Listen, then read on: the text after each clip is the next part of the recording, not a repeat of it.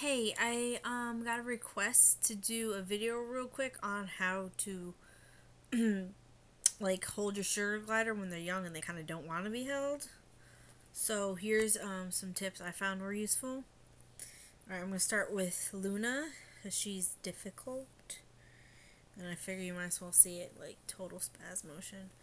All right, to get him from a cage, you take your bonding pouch and or blanket.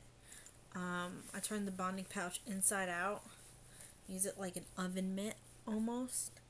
So that when they're running around, you kind of you kind of like, if they're like on the thing, you like grab them. And like, the way you hold them is you kind of like go from their head and shoulders, kind of like, you're like have to disengage their hands. And then once you're holding them, you real quick turn it inside out. And then zip it really fast. Be careful of their tails, and that's how you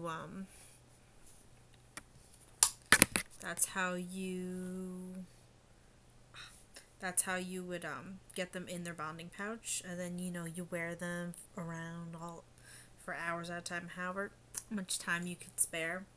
Now, if you want to touch them, an easy way to do that when they're not used to you yet is you grab them. You grab them in the pouch. You kind of like corral them with your hand, and then you grab on the bottom, and you like kind of ball them up. And they like to be balled up and whatnot, so you ball them up in the bonding pouch, and then you turn it inside out again.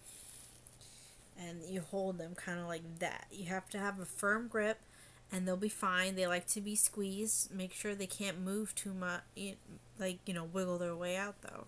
And while they balled up, like they'll usually try to like, if they're looking to turn around and kind of like avoid contact with you, that's okay too. And then you hold them, and then you kind of pet them. And like that's a good way to get them used to being touched, because they start to relax. They'll fall asleep like this. And when Luna was falling asleep like this, for me, like grasping her and holding her, you see how they kind of go on their side like that and like nap like that? That's when I developed the term the hot potato. The technique, what happens is that when they're asleep on their side, I would overfold, like kind of like flatten them out like a disc, like so. And then I would go like this while they were asleep, and then go like this, and like wait a little bit, let them get used to my smell, and like let them kind of go back to sleep, and then I would lift off, and then they would be in my hand, and I would cup them like that, and they would sleep like that. And that's how I got them used to being touched in my hands and whatnot. And like, it was one day, it took one day to the next. Like, if your sugar glide doesn't feel like it's ready for the steps, don't push it. So, I'm going to try to recreate it with Gia. This is my second one. My white face. So, you turn it inside out. You're holding them, grasping them. You get them used to being held. Give them lots of treats when they're like this. They'll get used to being held. They'll fall asleep like this, and like for the first couple days, like this is how you should, this is an easy way to hold them without worry about being bit, or them being too stressed out from like just straight up hands. If you're like worried about like them going nuts. And then slowly progress to the hot potato, the sleepy hot potato, to just being held in your hands.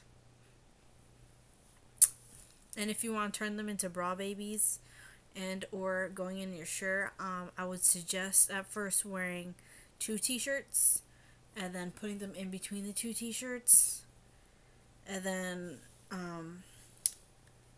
like let them fall asleep there, and like give them treats and stuff. I would say about after like a week or 2 of being used to you handling them, like they won't freak out if you try to grab them with your hand. That's when you should start putting them in your shirt.